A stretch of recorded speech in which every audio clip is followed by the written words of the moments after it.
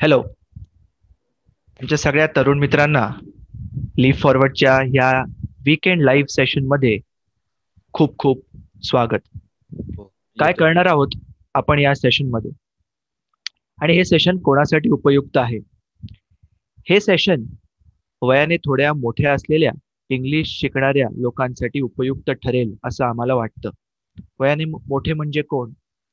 7वी-8वीच्या पुढचे, ज्यांनी 10वीची परीक्षा दिली आहे किंवा जे कॉलेजमध्ये शिकतायत असे, किंवा ज्या लोकांना सरसकट वाचता येतं परंतु कठीण वाचताना अवघड जातं. या वीकेंड लाईव्ह सेशनचा उद्देश राहणार आहे, आपण वर्तमानपत्रातली, विशेष करून times of India, Hindustan times अशा वर्तमानपत्रातली आर्टिकल्स आपण वाचणार आहोत. त्या आर्टिकल्सचा अर्थ समजण्याचा प्रयत्न करणार आहोत आणि सर्वात महत्त्वाचे, त्या आर्टिकलमधून आलेल्या शब्दांचा अर्थ बघणार आहोत. 40-45 मिनिटाच्या या सेशनची सुरुवात मी ॲडव्हान्स रीडिंगच्या काही सोप्या टेक्निक्सनी करणार आणि मग लगेचच आर्टिकल रीडिंगकडे वळणार आहे. तर अजून वेळ वाया न घालवता सुरुवात करूया आजच्या सेशनला.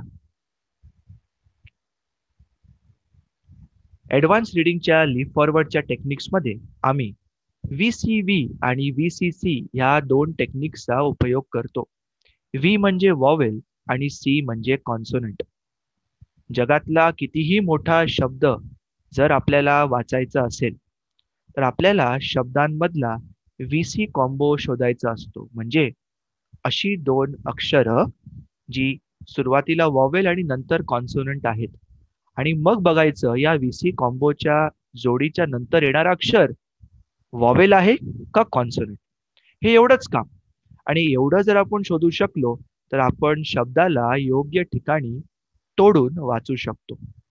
तोडून वाचण्याच्या ह्या दोन टेक्निक्स VCV आणि VCC.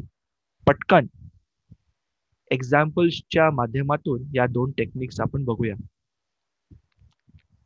काय करायचंय? शब्दातला VC कॉम्बो शोधायचा आहे. अशी दोन अक्षरं जी V आणि C आहेत, आणि त्यानंतर येणारं अक्षर वॉवेल आहे का कॉन्सोनंट आहे हे बघायचं. जर तुमची 3 अक्षरं VCC असतील तर C आणि C च्या मध्ये आपल्याला शब्द तोडायचा आहे, आणि जर तुमची 3 अक्षरं VCV असतील तर V आणि C मध्ये तुम्हाला हा शब्द तोडायचा आहे. उदाहरण, FOREST आपला पहिला VC कॉम्बो आहे OR आणि दुसरा VC कॉम्बो आहे ES. पहिल्या VC कॉम्बो OR च्या नंतर जे अक्षर आलं आहे ते आहे वॉवेल E, त्याच्यामुळे हे आहे VCV. आणि जर VCV असेल तर आपण वॉवेल आणि कॉन्सोनंटच्या मध्ये तोडतो. तर माझ्या या शब्दाचा उच्चार झाला फॉरेस्ट, फॉरेस्ट, फॉरेस्ट, फॉरेस्ट. अजून एक उदाहरण घेऊया. स्पेलिंग आहे CONTINENT. माझा पहिला VC कॉम्बो आहे ON आणि दुसरा VC कॉम्बो आहे IN. तसं बघायला गेलं तर तिसरा VC कॉम्बो सुद्धा आहे बघा, EN, परंतु आपण तिकडे जेव्हा पोहोचू तेव्हा बघू. माझा जो पहिला VC कॉम्बो आहे ON, त्याच्यानंतर कोणतं अक्षर येत आहे? T. T हे कॉन्सोनंट आहे, त्याच्यामुळे हे झालं VCC. आणि जेव्हा VCC असेल तेव्हा आपण C आणि C च्या मध्ये तोडतो, म्हणजेच आपण N आणि T च्या मध्ये तोडणार. माझा दुसरा VC कॉम्बो आहे IN. त्याच्यानंतर जे अक्षर आलं आहे ते आहे वॉवेल E, म्हणजेच हे झालं VCV. आणि जेव्हा VCV असेल त्यावेळेला आपण V आणि C च्या मध्ये तोडतो. थोडक्यात काय? हा 9 अक्षरी शब्द 3 भागात तुटला आहे. पहिला आहे कॉन, दुसरा आहे टी आणि तिसरा शब्द आहे नेंट. कॉन टी नेंट, बोलताना अखंड कॉन्टिनेंट. पहिला शब्द आहे VANQUISH. So let's begin. First VC combo is AN followed by a consonant C. This is a VCC आणि म्हणून मी C आणि C च्या मध्ये तोडतो. सेकंड भाग तोडण्याची आवश्यकता नाहीये, कारण त्याच्यात दोन वॉवेल जरी एकत्र आले त्या दोन वॉवेलचा आवाज एकच येतो, त्याच्यामुळे it is a single syllable word. So VAN van, QUI क्वी, QUE असतं तर क्वे झालं असतं, QUI क्वी, आणि SH श. So this becomes vanquish, बोलताना अखंड vanquish. Next word TENDENCY. My first VC combo is EN followed by a consonant D. This is a VCC आणि म्हणून मी C आणि C च्या मध्ये तोडलं. My next VC combo is EN followed by a consonant C. This is a VCC आणि म्हणून मी C आणि C च्या मध्ये तोडलं. तोडलेले भाग TEN 10, DEN 10, CY. जेव्हा शब्द Y ने संपतो तेव्हा त्याचा उच्चार ई होतो. दिस बिकम्स सी, टेंडेन्सी, बोलताना अखंड टेंडन्सी. Next word interesting. इथे एक गोष्ट सांगणार आहे जी लक्षात ठेवण्याचा प्रयत्न करावा. माझा first VC combo is EM followed by a vowel I. This is a VCV आणि म्हणून मी V आणि C च्या मध्ये तोडलं. My next VC combo is IN followed by a vowel I. This is a VCV आणि म्हणून मी V आणि C च्या मध्ये तोडलं.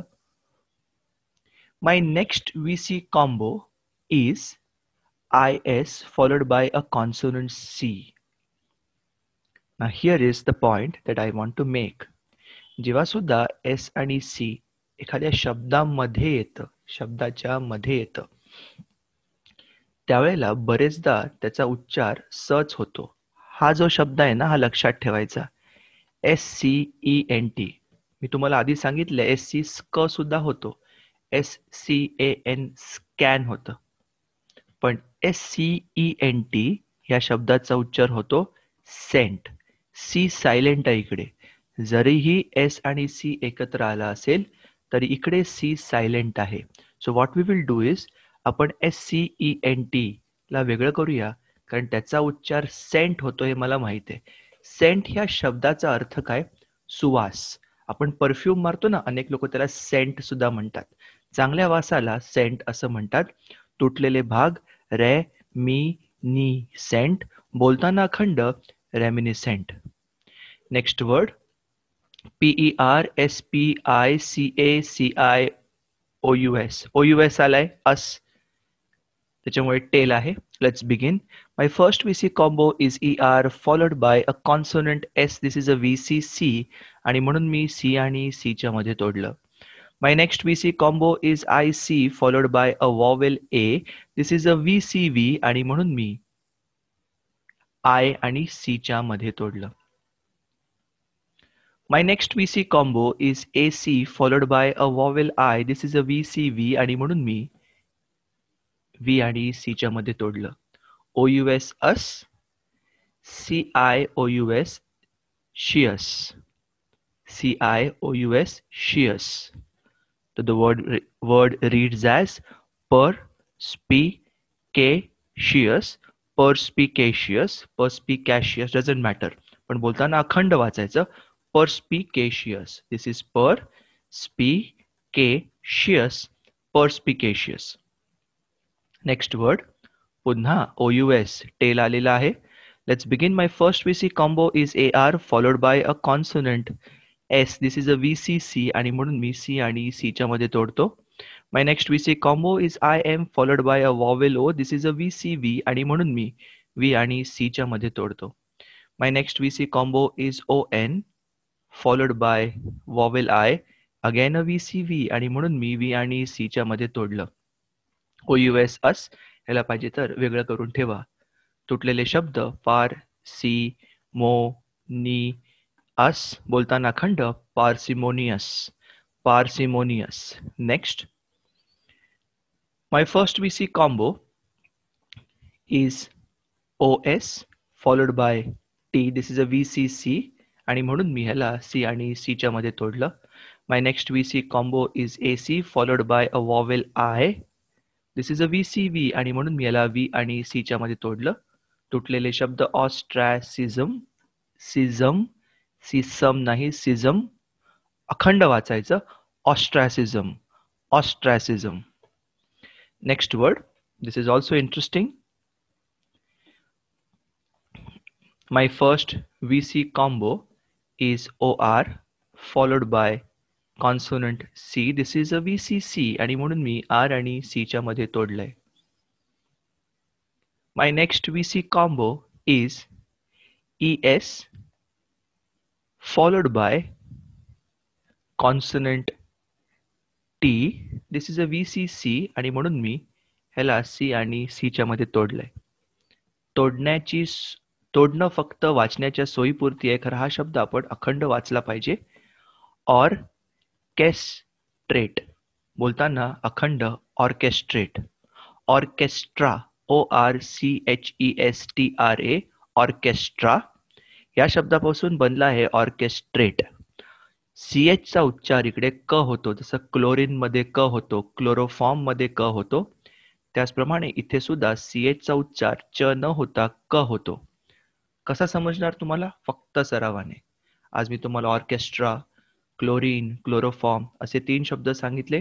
आपण जसा सराव करत जाऊ, दर आठवड्याला आपण केला तर वर्षभरात कदाचित CH असलेले सगळे शब्द आपण कव्हर करू. या शब्दाचा उच्चार काय होणार? ऑर्केस्ट्रेट. ऑर्केस्ट्रेट कुठल्या शब्दापासून बनलाय? ऑर्केस्ट्रा. नेक्स्ट वर्ड SC आलाय, लक्षात ठेवायचंय. एक काम करूया, SC आलाय तर आपण याला वेगळं करून टाकूया. This becomes omniscient. SCENT scent होता, SCIENT सिएंट झाला. This becomes omniscient. अखंड वाचायचा, omniscient. Next word. My first VC combo is OB followed by consonant S. This is a VCC म्हणून आपण कुठे तोडतोय? Good. My next VC combo is OL followed by a vowel E. This is a VCV म्हणून आपण कुठे तोडतोय? तोडण्याच्या अगोदर इकडे जरा लक्ष द्या. SC, SCENT सेंट, SCIENT सिएंट, so SCENCS सेन्स होतं. So this word becomes obsolescence. बोलताना अखंड obsolescence. या SCENC च्या मध्ये समजा मी आय टाकला असता, आपण ह्याला सायन्स म्हणतो ना, विज्ञान, सायन्स. तसंच हा शब्द अखंड obsolescence. पुन्हा वाचूया सगळे शब्द. vanquish, tendency, reminiscent, perspicacious, parsimonious, ostracism, orchestrate, omniscient, obsolescence. Let's continue with our reading practice. Box number 1. पहिला शब्द cult, cultism, cultivate, cultivated, cultivation. Conserve, conservation, conservationist, conserving, conserved. अनेक लोक ह्याला कन्झर्व असं म्हणतात. Don't worry, right? ओचा अ झालं, डोंट वरी. मी कॉन्झर्व म्हणालो, that's also absolutely fine. The deal is आपल्याला वाचता आलं पाहिजे. नेक्स्ट, कॉन्स्टर्नेट. नीट वाचायचं, इथे कॉन्सन्ट्रेट शब्द नाहीये. Consternate, consternation, consternating, consternated. Next, culminate, culminated, culmination, culminating. आता concentrate, concentrated, concentration, concentrating. Next, combine, combination, combo, combining. पुन्हा म्हणतोय combine. हा, combine, combine नाही, combine. परंतु हे होतं combination, हे होतं combo आणि हे होतं combining. Next, congratulate, chulate, too late नाही, congratulate, congratulated, congratulations, congratulating, congratulatory. Next, clever, cleverly, cleverness. Next, detain, detention. 10, comprehend, comprehending, comprehensive, comprehension. 11, commit, commit नाही किंवा commit नाही, commit, committed, commitment, committing. Next communicate, communication, communicative आणि ह्याला कम्युनिक असं सुद्धा तुम्ही म्हणू शकतात. Next curious, curiosity, curiously, curiousness. पुन्हा बसतो क्युरियस, क्युरिओसिटी, क्युरियसली, क्युरियसनेस.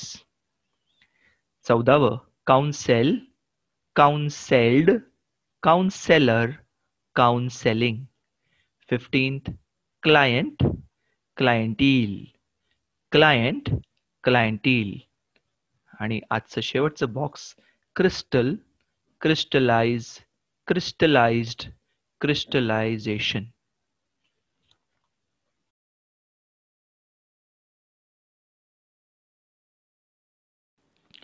आजच्या आर्टिकल सेशनमध्ये आपण एक अशा मुलीची गोष्ट वाचणार आहोत जिने अनेक अडचणी असूनसुद्धा शिक्षणामध्ये सक्सेस मिळवण्यासाठी प्रयत्न केले आणि तो सक्सेस तिला मिळालाही. जी वाटचाल चालू आहे पण तिची स्टोरी खरंच खूप खडतर आहे आणि म्हणून आजच्या सेशनला मी ही स्टोरी निवडली आहे जिच्यातनं आपण सगळे लोक इन्स्पिरेशन घेऊन आपल्या अडचणींवर मात करून पुढे जाऊ शकतो. आजचं article is not from Times of India. It is from a website ज्याचं नाव आहे परी, PARI. त्याचं फुल फॉर्म आहे People's Archive of Rural India. तुम्ही गुगलवर जाऊन People's Archive of Rural India किंवा परी असं जर टाईप केलं तर तुम्हाला एक वेबसाईट येईल जिकडे आपल्या आजच्या स्टोरीमधल्या हिरोसारख्या अनेक स्टोरीज आहेत. काही काही दुःख देणाऱ्या स्टोरीज आहेत, काही प्रेरणा देणाऱ्या स्टोरीज आहेत. तर तुम्ही जरूर बघा आणि सोप्या भाषेत दिलेल्या असतात त्याच्यामुळे प्रॅक्टिससाठी सुद्धा ही वेबसाईट खूपच छान आहे. So let's begin. I will become what I want to become. In the Nath Jogi nomadic community, no girl had ever passed class 10. With fierce determination, Jamuna Solanke from a hamlet in Maharashtra's Buldhana district has broken that barrier. This is her story. मला जे व्हायचं आहे ते मी बनीन. Nathjogi nomadic community. Nomad म्हणजे अशी व्यक्ती जी भटकते. Nomadic community म्हणजे भटका समुदाय, म्हणजे ते कामाच्या शोधात एका गावातून दुसऱ्या गावात, एका एरियामधनं दुसऱ्या एरियात जातात. त्याच्यामुळे नोमॅडिक ट्राईब्समधली मुलं अनेक वर्ष शिकू शकली नाहीत कारण आई वडील जसे जसे एक गाव सोडून दुसरीकडे जायला लागली मुलांच्या शाळाही सुटल्या. या समुदायामधनं ही मुलगी येते. तिचं नाव आहे जमुना. हॅमलेट, हॅमलेट म्हणजे गावापेक्षा लहान काही छोट्या, ज्याला आपण वाडी म्हणू शकतो, आपण मराठीमध्ये ज्याला वाडी म्हणतो, छोटी छोटं घरं असलेलं एक जागा. खूप विशेष मोठं नसणार, 15-20 घरं असलेलं त्याला आपण हॅमलेट म्हणतो. आणि या मुलीने जबरदस्त जिद्दीने, फिअर्स म्हणजे एकदम जबरदस्त, घमासान ज्याला आपण म्हणतो तसं फिअर्स जिद्दीने या मुलीने अडथळा पार केला. बॅरियर म्हणजे अडथळा. आणि तिची ही स्टोरी आहे.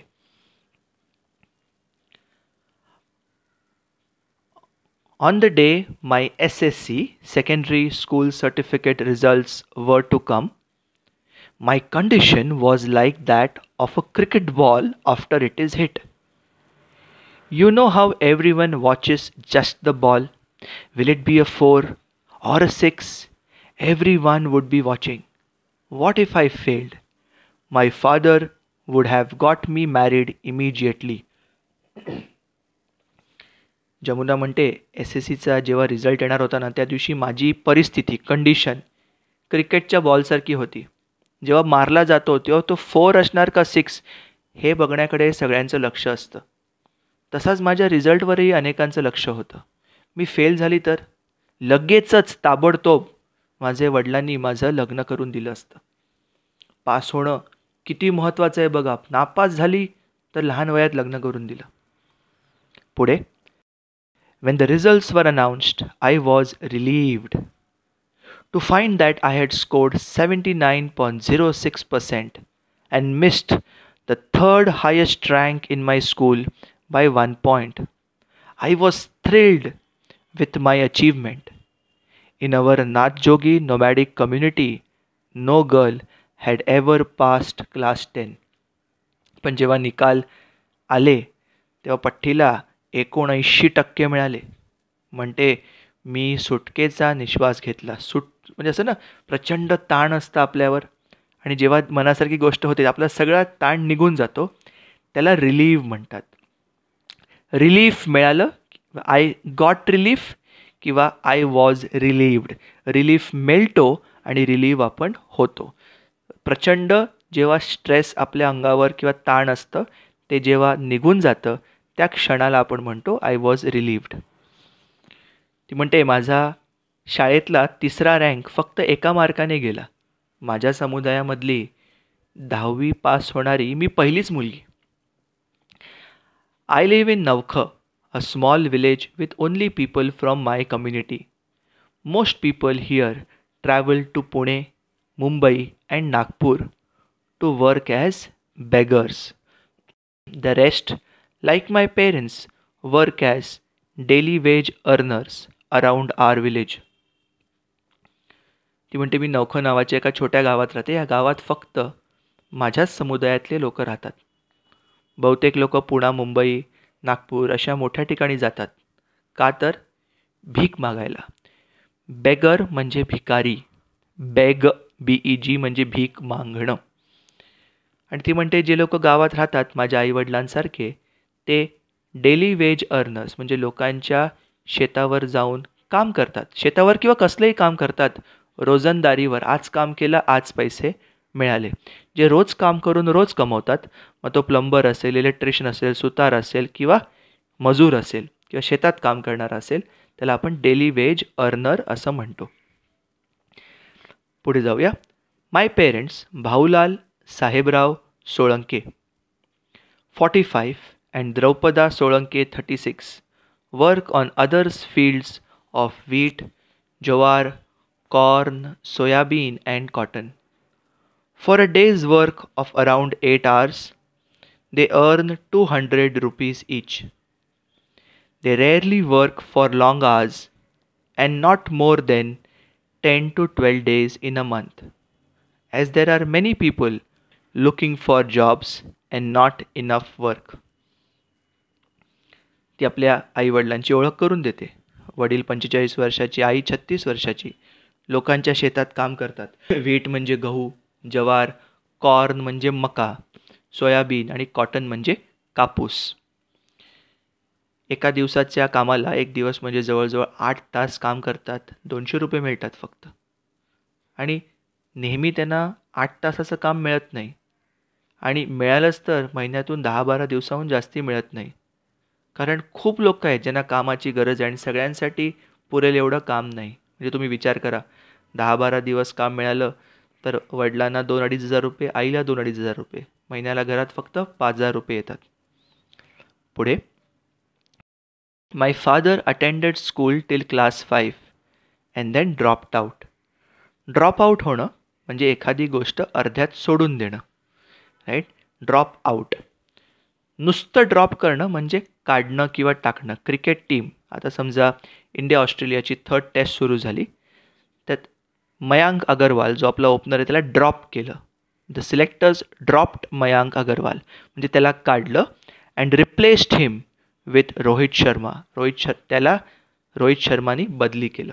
आणि ड्रॉप आउट होणं म्हणजे स्वतःच एखाद्या गोष्टीतनं एखादी गोष्ट सोडून देणं.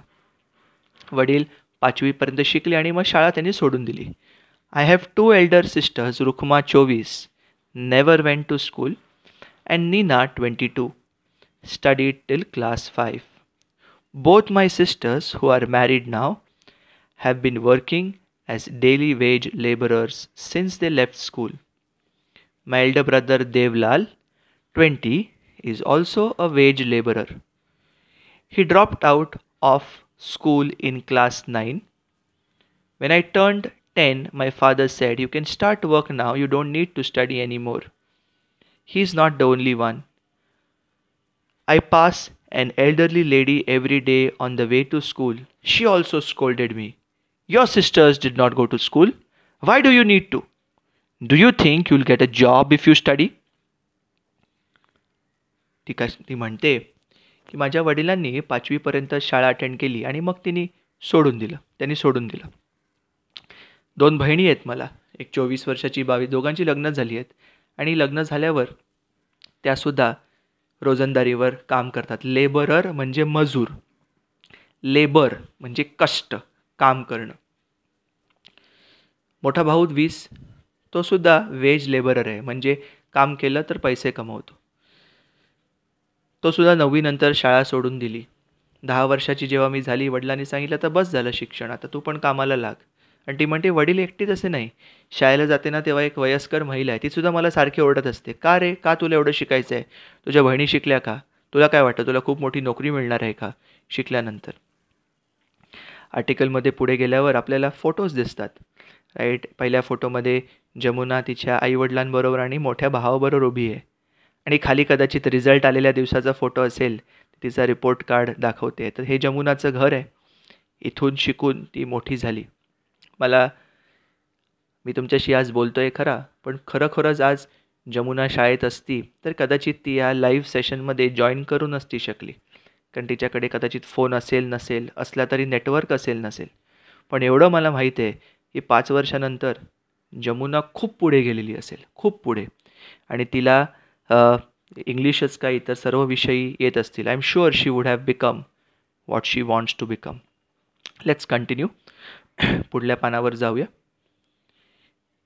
Even my uncle would often tell my parents that they should get me married, and my father would join in. I would tell my mother, tell Baba not to discuss marriage with me or anyone else. I want to study. When she would try to talk to him, they would get into a fight. म्हणजे माझे काकासुद्धा आईवडिलांना येऊन सारखंच सांगतात. Parents म्हणजे आईवडील, grand parents म्हणजे आजी आजोबा.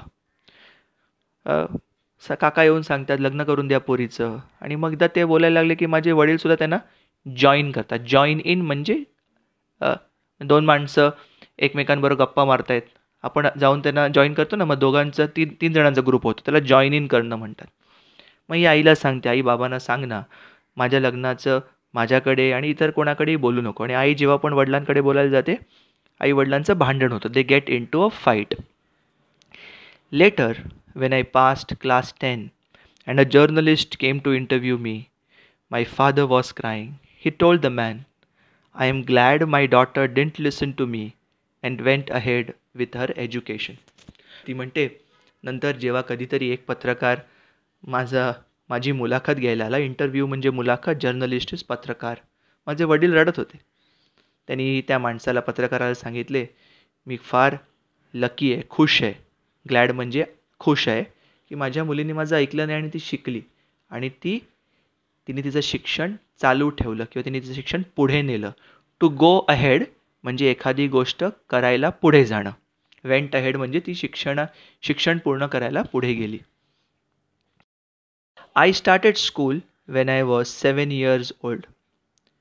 2 teachers from the school in neighboring Palshi Supo had come to my village to take the names of all the school-going girls, and someone gave my name, and so I joined class 1 in the government primary school there.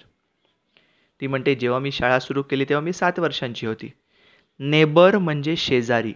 मग तुम्ही बिल्डिंगमध्ये राहत असाल, तुमच्या शेजारचे तुमचे neighbour झाले. Neighbouring म्हणजे शेजारचे. नेबरिंग विलेज, शेजारचं गाव. तिथून काही शिक्षक आले शाळेमध्ये मुलांची नावं भरती करायला. स्कूल गोईंग गर्ल्स म्हणजे शाळेत जाणाऱ्या मुलांची नावं घ्यायला मी पण माझं नाव दिलं आणि पहिलीला जॉईन केली. गव्हर्नमेंट प्रायमरी स्कूल होतं, शासकीय प्राथमिक शाळा होती ती. A year later, a primary school started in my village and I shifted to it. In class 5, I moved to the Mahatma Phule Nagar Parishad Vidyalaya in Jalgaon, Jamod, the Tehsil headquarters, 14 kilometers away. I walked 2 kilometers, then took a shared auto to the town bus stand and then walk another kilometer. The auto ride takes almost half an hour and costs 30 rupees one way. 6 girls from my village went to the same school and we always traveled together. 1 वर्षानंतर तिच्याच गावात एक प्राथमिक शाळा सुरू झाली. मग ती आपल्याच गावात आली. 5वी मध्ये ती जळगावमधल्या एका शाळेत शिफ्ट झाली, कारण गावातली शाळा 4थी पर्यंतच असेल. 14 किलोमीटर लांब शाळा होती. ती काय पायी 2 किलोमीटर चालायची. मग एक शेअर ऑटो घ्यायची. शेअर म्हणजे जे आपण वाटून करतो त्याला शेअर म्हणतात. शेअर ऑटोमध्ये प्रायव्हेट नसते, तुम्ही असतात आणि अनोळखी माणसं पण बसतात, तुम्ही सीटप्रमाणे पैसे देतात, त्याला शेअर ऑटो म्हणतात. आणि मग शेअर ऑटो जिकडे मला सोडायची तिथून पुन्हा 1 किलोमीटर चालायचं. रिक्षाच्या सफरला म्हणजे ट्रॅव्हल राईड, ती जी राईड होती स्टँडपासून उतरेपर्यंत त्याला अर्धा तास लागायचा आणि 30 रुपये लागायचे एका वेळचे. माझ्या गावातल्या 6 मुली त्या शाळेत जायच्यामुळे आम्ही सगळे एकत्रच जायचो. हा जेव्हा मी पॅराग्राफ वाचत होतो तेव्हा मला माहीत आहे की तुमच्यापैकी सुद्धा अनेकांनी आपल्या शाळेत पोचायला खूप कष्ट केले असतील. अँड आय रिमेंबर राईट नाव an example of someone I went to college with. माझ्या इंजिनिअरिंग कॉलेजमध्ये माझा एक मित्र आहे. अनेक वर्षानंतर त्याची काही दिवसांपूर्वीच ओळख झाली. ठाण्याला राहायचा, माझं कॉलेज अंधेरीला होतं.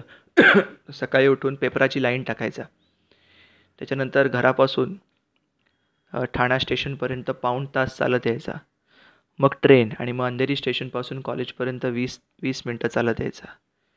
4 वर्ष त्या मुलाने आपल्या डब्यात सेम गोष्टी आणल्या, 3 चपात्या आणि काळ्या वाटाण्याची उसळ. कधीच त्यांनी बदललं नाही. इंजिनिअरिंगनंतर संपर्क तुटला, आठवण कायम यायची. पण आता व्हॉट्सॲपच्या निमित्ताने सगळे मित्र भेटलो तर तो स्वतः तिकडे होता. त्याला मी फोन केला. तो तर रिलायन्समध्ये इंजिनियर आहे, खूप मोठ्या पोस्टला आहे. फॅमिली तयार झाली, स्वतःचं त्यांनी घर घेतलं आहे. आणि 20 वर्षापूर्वी त्यांनी जे कष्ट केले ते केले म्हणून तो आज हे सगळं करू शकला. आणि म्हणून तुमच्यापैकी जर कोणी शाळेत पोचायला, कॉलेजमध्ये जायला कष्ट करत असेल, right, so I just want to tell you, don't give up. Give up म्हणजे सोडून देणं. Never give up, right. Keep doing the hard work and results will most certainly come your way someday. Okay, let's continue with the article. One day during the monsoon, the water level in the stream near our village had risen. We have to cross it to reach the main road. We usually manage to cross with only our lower legs getting wet, lifting our pajamas and holding our chappals in our hands. ती म्हणते एक दिवस पावसाळा होता, monsoon. गावाजवळ एक ओहोळ होती, झरा, स्ट्रीम. त्याला पाणी वाढलं. आम्हाला तो झरा किंवा ती ओहोळ पास करावीच लागायची रस्त्यावर पोचायला. दरवर्षी कसं व्हायचं, फक्त पायाचा खालचा भाग ओला व्हायचा, मग आपला पायजामा थोडासा वर केला, चपला हातात धरल्या की आम्ही पोचून जायचो. However, that day the water must have been up to our waist. I asked a man from our village who was standing on the banks, "Kaka, help us cross the river." He shouted, "Just go back home, all of you. Why do you want to go to school? There are floods and you want to study. Girls should sit at home. Why do you need to study?" We missed school that day. The next day in our class, our teacher, who believed we were all lying, made us stand outside the classroom as punishment. ती म्हणते एक दिवस ना प्रचंडच पाणी वाढलं, अगदी कमरेपर्यंत होतं. भीती वाटते ना. तिकडे एक माणूस उभा होता. ते म्हणाले, "काका आम्हाला मदत करा." का तो उलटा ह्यांच्यावर चिडला आणि ओरडला, "पूर आहेत आणि तुम्हाला शाळेत जायचं आहे, चला परत घरी जा आपल्या." बँक असते ना, बँक. तर बँक म्हणजे तुम्हाला ती बँक माहिती आहे, state bank of India, bank of Baroda, HDFC bank. त्याचप्रमाणे पाण्याचा कुठलाही वॉटर बॉडी असेल, मग रिव्हर असेल, काही असेल, त्याची जी कड असते त्याला आपण बँक म्हणतो. Bank of the river, bank of the lake, bank of the stream. म्हणजे पाण्याला लागून जो जमिनीचा भाग असतो त्याला आपण बँक्स म्हणतो. तो तिकडे उभा होता. त्यांनी त्यांना हाकलून दिलं. शाळा चुकली. दुसऱ्या दिवशी शिक्षकांना खात्री होती की हे मुले सगळे खोटे बोलत आहेत आणि म्हणून त्यांना पनिशमेंट दिली, शिक्षा, की बाहेर जाऊन उभे राहा. फोटो दिसतोय कदाचित. पहिल्या फोटोमध्ये जी ओहोळ आहे ना, छोटीशी आहे बघा, पण ती पार करायला लागायची आणि ही जमुना आहे, सर्वात डावीकडे she is Jamuna, right, and such an amazing person, right, आणि तिच्या मैत्रिणी ज्यांच्यासोबत ती शाळेत जायची. Let's continue. When it happened again, I asked my mother to call and speak to him. Then he believed us. Later, the teacher visited our village and saw what we had described. जेव्हा परत कधीतरी असं झालं ना की पाऊस खूप पडला आणि कमरेपर्यंत पाणी आलं, तेव्हा मी आईला सांगितले, आई तू जरा शिक्षकांना फोन करून सांग ना गं, त्यांचा आमच्यावर विश्वास नाही. आईने फोन केला. देन ही बिलीव्ड अस, मग त्याचा आमच्यावर विश्वास आला. नंतर ते आमच्या गावात आले, स्वतःच्या डोळ्यांनी पाहिलं आणि त्यांना पटलं की आम्ही जे वर्णन करत होतो, डिस्क्राईब इज वर्णन करणं, डिस्क्रिप्शन इज वर्णन. I decided to submit an application to the State Transport Office at Jalgaon Jamod bus stand, requesting them to send the bus by 9 a.m. It was signed by all 16 girls who use the bus, including 2 girls who live in the village of Islampur, 4 kilometers away. The Manav Vikas bus is meant only for girls and the ride is free. एके दिवस तिने ठरवलं एक अर्ज लिहायचा. Decide is ठरवणं, अर्ज is application. State transport office ला तिने जळगावला पत्र लिहिलं की जरा बस लवकर पाठवा ना. विनंती, रिक्वेस्ट इज विनंती, 9 वाजता पाठवा. 16ही मुलींनी जे त्या बसमधनं जायचे त्यांनी सह्या केल्या आणि या 16मध्ये त्या 2 मुली होत्या जे हिच्या गावातल्या होत्या. 2 मुली अशा होत्या ज्या इस्लामपूर च्या गावात राहायच्या, 4 किलोमीटर लांब.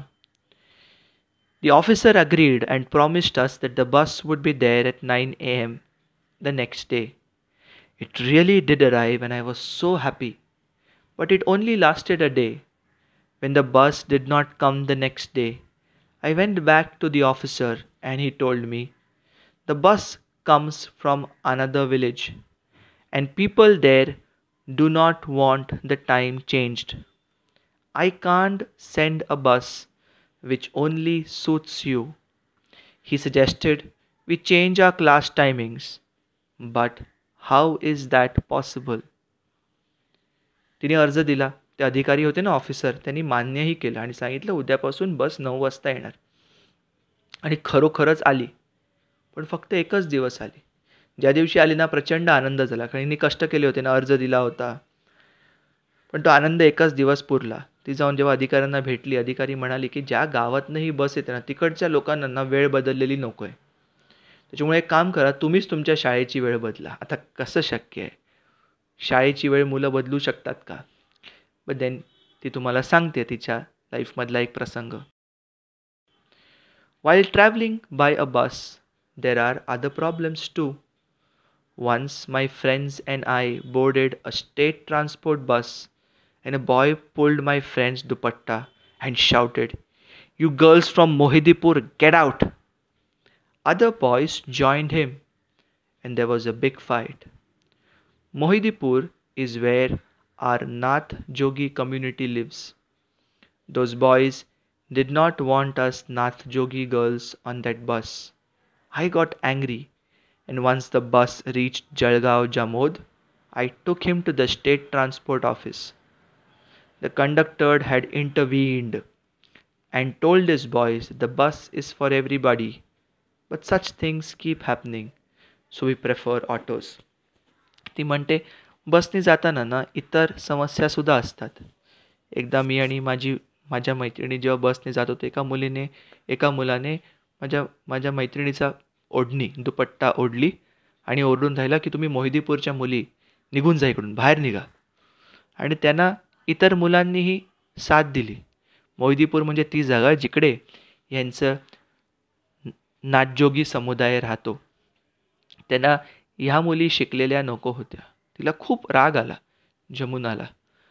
ती बसमधनं जेव्हा बस जळगाव जामोदला पोचली तेव्हा तिने त्या मुलाला त्या ट्रान्सपोर्ट ऑफिसमध्ये घेऊन गेले. कंडक्टरने मध्यस्थी केली. इंटरव्हीन म्हणजे मध्यस्थी. आणि त्यानं सांगितलं भाऊ बस तर सगळ्यांसाठीच आहे. मग जमुना म्हणते असं सारखं होत राहतं आणि म्हणून कंटाळा येतो, मन नाही लागत. पण आम्ही बरेचदा ना ऑटो रिक्षा प्रिफर करतो. पण ऑटो रिक्षा महाग असते. When I was 15, my father was trying to transfer the land on which our house stands to his name. It is in my paternal grandfather's name, and he had gifted it to my father. But the man from our village who could do it was asking for 5,000 rupees to do it. My father does not have that kind of money. We pleaded with the man many times, but he wouldn't do it. As a result, we cannot avail of state funds to make a पक्का house. ती अजून एक किस्सा सांगते. 15 वर्षाची जेव्हा होती तेव्हा वडील काय करण्याचा प्रयत्न करत होते. ज्या जागेवर त्यांची जागा उभं आहे ना, त्यांचं घर उभं आहे ना, ती जागा तिच्या वडिलांच्या वडिलांच्या नावावर होती, म्हणजे आजोबांच्या. पॅटर्नल म्हणजे वडिलांची बाजू, आणि मॅटर्नल म्हणजे आईकडची बाजू. कसं लक्षात ठेवायचं? आपण आईला हिंदीमध्ये मा म्हणतो ना, तुमच्यापैकी काही लोक मराठीत सुद्धा मा म्हणत असतील. मा म्हणतो ना, मॅटर्नल. मग सगळं आईकडचं मॅटर्नल अंकल म्हणजे मामा, मॅटर्नल आंट म्हणजे मावशी किंवा मामी, मॅटर्नल आजोबा म्हणजे आईचे वडील, मॅटर्नल ग्रँडमदर म्हणजे आईची आई, आणि वडिलांकडच्या साईडला आपण म्हणतो पॅटर्नल. तर ते बदलून घ्यायची होती आजोबांच्या नावावरून वडिलांच्या नावावरती. तर ज्या माणसाकडे गेले तो काम करायचे 5,000 रुपये मागायला लागला. ती म्हणते माझ्या वडिलांकडनं कुठे 5,000 रुपये, आमचं महिन्याचं उत्पन्नच 5,000 रुपये. त्यांनी प्लीड केलं, म्हणजे विनवणी केली, साहेब करून द्या ना, प्लीज करून द्या ना. प्लीड करणं म्हणजे विनंती करणं, हात जोडून सतत करून द्या. पण तो ऐकेना. आणि त्याच्यामुळे ती म्हणते शासनाची जी पक्का घर बांधण्याची योजना आहे ते आम्हाला फंड्स मिळत नाही, कारण जागाच वडिलांच्या नावावर नाही आहे. अजून 2 चित्र आहेत. कदाचित ह्याच्यापैकी एक घर आपल्या स्टोरीमधल्या हिरोचं आहे, जमुनाचं, आणि खाली जमुना दिसते किचनमध्ये जेवण करते. Let's continue. Why should we pay to get our home in our name? No one should have to face such problems. I want to study and become a big officer one day. Then poor people like us will not have to give bribes to get things done. I will also explain what their rights are and make them not fear powerful people. ती म्हणते स्वतःचंच घर स्वतःच्याच नावावर करून घ्यायला पैसे का लागले पाहिजे? कोणालाच अशा समस्यांना सामोरे जायची गरज लागता कामा नये. फेसचे 2 अर्थ होतात इंग्लिशमध्ये. एक असतं चेहरा, त्याला आपण फेस म्हणतो, आणि एखाद्या गोष्टीला सामोरे जाण्याला सुद्धा फेस करणं असं म्हणतो. लाच द्यावी का लागली पाहिजे? लाच म्हणजे ब्राईब. जे लोक लाच घेतात ना त्यांना आपण इंग्लिशमध्ये म्हणतो करप्ट पीपल. लाचखोरीला इंग्लिशमध्ये म्हणतात ब्रायबरी, BRIBERY. लाचला म्हणतात ब्राईब, आणि जे लोक लाच घेतात त्यांना आपण म्हणतो करप्ट पीपल. लाचखोर ज्याला म्हणतो corrupt, CORRUPT, corrupt.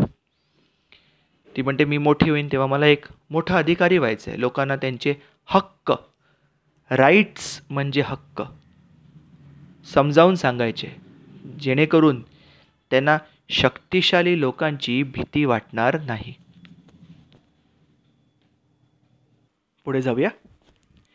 In government schools till class 8 books are provided free by the school and there is no uniform.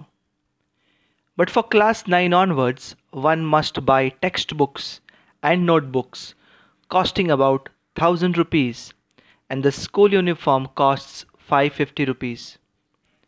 Private tuition for one term costs another 3,000 rupees. I took tuition for only one term as I couldn't afford it the second term. I requested my school teacher to help me out instead. So to fund these expenses, the summer before I was to go into class 9, I started working in the fields with my parents. I used to get up at 4 a.m. and study for an hour. My parents and brother would leave for work around that time.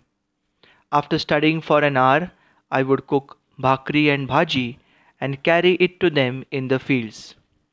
Jamuna म्हणते सरकारी शाळांमध्ये 8वीपर्यंत पुस्तकं, गणवेश म्हणजे uniform हे मोफत दिले जातात, फ्री दिले जातात. आता आपलं आलंच आहे, तर फ्री म्हणजे मोफत.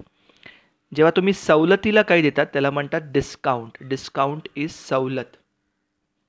सो फ्री म्हणजे फुकट, सवलत म्हणजे डिस्काउंट. आणि कधीकधी आपण महाग विकतो, तर आपण असं म्हणू शकतो he is selling it at a premium.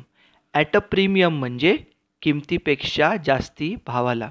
तो फ्री, त्याच्या खाली डिस्काउंटेड आणि त्याच्यावर इज प्रीमियम. 9वी नंतर मात्र मुलांना पुस्तकं आणि गणवेश विकत घ्यावा लागतो. पुस्तकांचा खर्च जवळजवळ 1000 रुपये असतो. युनिफॉर्म 550 रुपयाला येतो. आणि एक term can be 4 to 6 months. खाजगी शिकवणी म्हणजे ट्युशन, प्रायव्हेट इज खाजगी, ला प्रायव्हेट म्हणतो. प्रायव्हेट ट्युशनची किंमत 3000 असते. तिने एका टर्मसाठी क्लास लावला खरा, पण ती म्हणते परवडत नव्हतं. I couldn't afford it. म्हणून त्याच्याऐवजी इन्स्टेड ऑफ दॅट तिने शिक्षकांना सांगितलं की जरा माझी मदत करून द्या. आता हे सगळे पैसे भरण्यासाठी तिला तर काम करायला हवं. मग ती म्हणायची की 9वीत जायच्या 1 उन्हाळ्याआधी मी काय करायला लागली, मी सकाळी 4 वाजता उठायला लागली. 4 वाजता उठून 1 तास अभ्यास केला, मग भाजी भाकरी बनवली आणि मग आई वडील आणि भावासाठी शेतात भाजी भाकरी घेऊन गेली. Continue. I would join them from 7 a.m. to 9 a.m. and was paid 25 rupees an hour. At 9:30 a.m., I would come back home and get ready for school.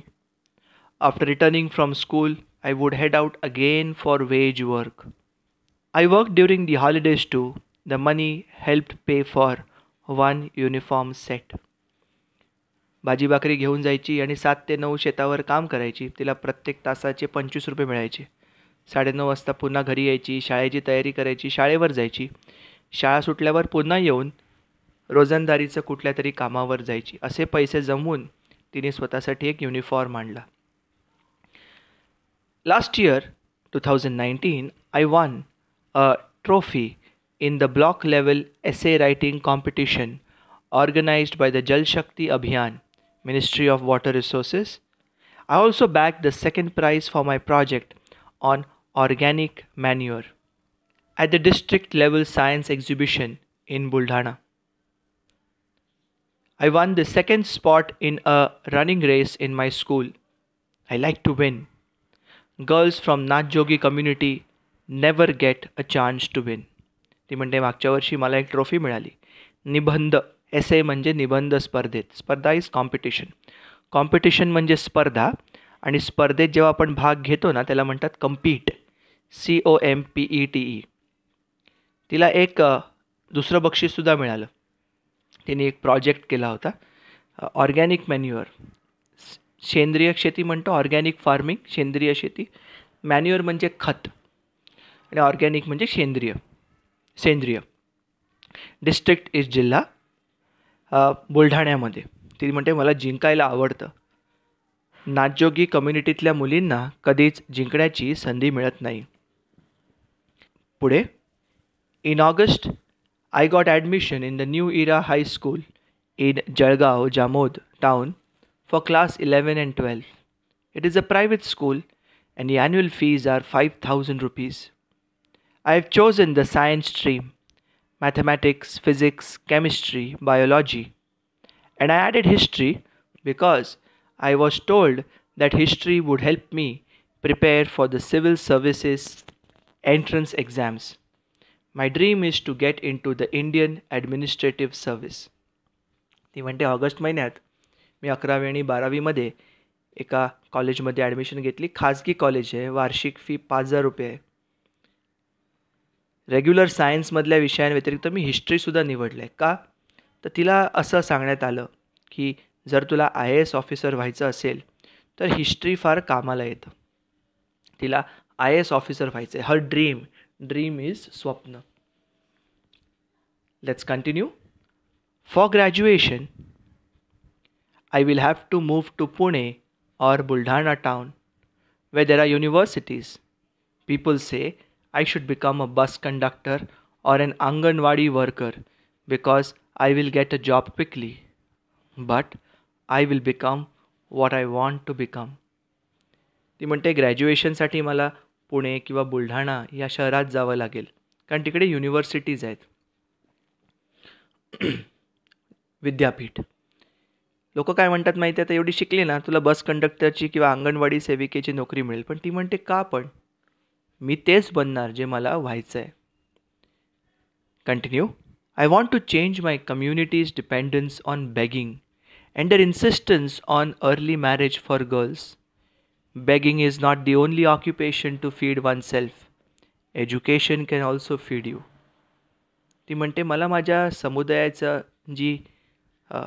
जे ते परावलंबून आहेत ना कशावर, भीक मागण्यावर, ते तोडायचं आहे आणि लवकर मुलींची लग्न लावून द्या हे जे त्यांचं मत आहे ते मला बदलून काढायचं आहे. भीक मागणं एकच पर्याय आहे का आमच्यासाठी? एकच व्यवसाय, ऑक्युपेशन, काम आहे का त्याच्याने आम्ही स्वतःला जेव खाऊ घालू शकतो? टू फीड वन सेल्फ म्हणजे जेवण खाण्याची व्यवस्था करणं. शिक्षणाने सुद्धा आपण स्वतःच्या जेवणाची व्यवस्था करू शकतो. Due to the lockdown, people have come back to the village and everyone's looking for wage work. My family is at home and we are not getting any work now. My father has borrowed money from an elder in the village for my school admission. Paying back is going to be very difficult. We are willing to do any work, but we will never beg for alms. ती म्हणते लॉकडाऊनमुळे अनेक लोक जे बाहेर गेले होते परत आले गावात. आता गावात आल्यावर करणार काय? सगळेच लोक रोजंदारीची कामं शोधत आहेत. अचानक काम करणारे लोक खूप, पण कामाच्या संधी कमी, त्याच्यामुळे उत्पन्नही कमी झालं आहे. कॉलेजची फी भरायला वडिलांनी कोणाकडनं तरी पैसे उसने घेतलेत. बॉरो म्हणजे उसने घेणं, आणि देणं ला इंग्लिशमध्ये म्हणतात लेंड, LEND. जो पैसे देतो तो असतो लेंडर. आणि फक्त पैसे उसने देतात ना सावकार, त्याला इंग्लिशमध्ये म्हणतात मनी लेंडर. जो उसने घेतो त्याला म्हणतात borrower.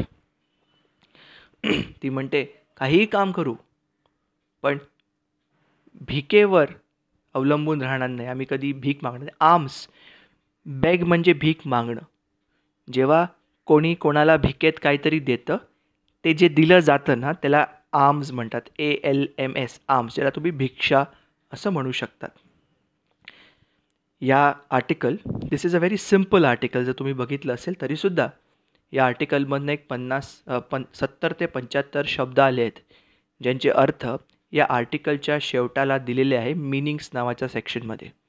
I would encourage you to read this article all over again. पुन्हा वाचा, मीनिंग्स लक्षात घ्या सगळे. प्रत्येक आर्टिकलमधनं 70-75 जर शब्द आपले झाले, in month's time we will do about 400 odd words, right? That's a huge number. या व्हिडिओच्या डिस्क्रिप्शनमध्ये हे जे आर्टिकल आहे त्याची लिंक आहे. तुम्ही लिंकवर जाऊन आर्टिकलसुद्धा डाउनलोड करून बघू शकतात. तुम्हाला हे आर्टिकल आवडलं, तुम्हाला फायदा झाला तर पुन्हा बघा. खूप जास्ती फायदा झाला, तुमच्या मित्रमैत्रिणींबरोबर हे आर्टिकल शेअर करा, हा व्हिडिओ शेअर करा, जेणेकरून आपण जास्ती लोकांपर्यंत पोहोचू शकू. So dear everyone, thank you very much. तुम्ही पुन्हा तुमचा वेळ देऊन या सेशनला तुम्ही आलात. Thank you very much. I hope you will find this of value. Thank you.